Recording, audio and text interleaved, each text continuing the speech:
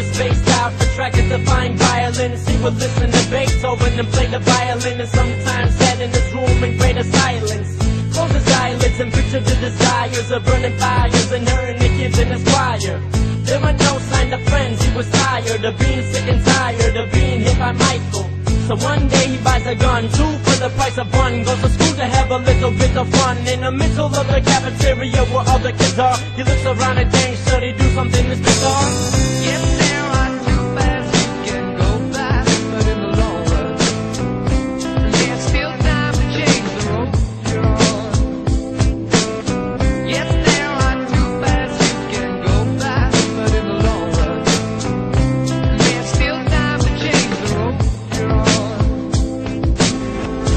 There's still time to change the road. With another story about a boy named Corey. Corey was the opposite of Richie, he was poor, see? He was poor, they couldn't afford heat, but they would have food on the table every morning. Step in his shoes to fill his little sore feet. He slept on the floor, tucked under his little torn sheets.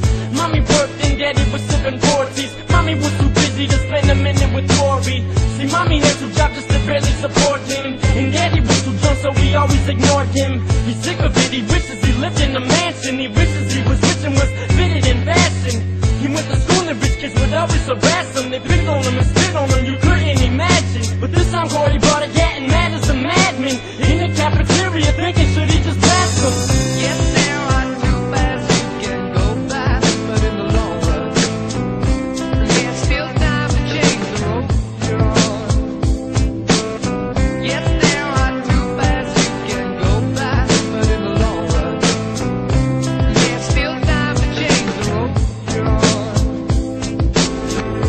There's still time to change the road. Bitches in the cafeteria chewing on his bubble gum. He's having racing thoughts, everyone's in trouble, son. Looking at the clock, time is ticking, he can hear the talk. Waiting for the perfect time to strike, he's getting very hot. Corey's in the cafeteria thinking when to pop his Glock. And he just heard somebody's gum just pop. He turns around and sees a nervous little rich boy, looking paranoid, sweating bullets, all annoyed. Now they both get up, it's game time. They both reach for their guns at the same time. Richie looks at Corey, Corey looks at Richie. Corey yells at Richie, are you insane? I would kill to be rich, that's what you think. My life isn't as it seems, I don't feel pain.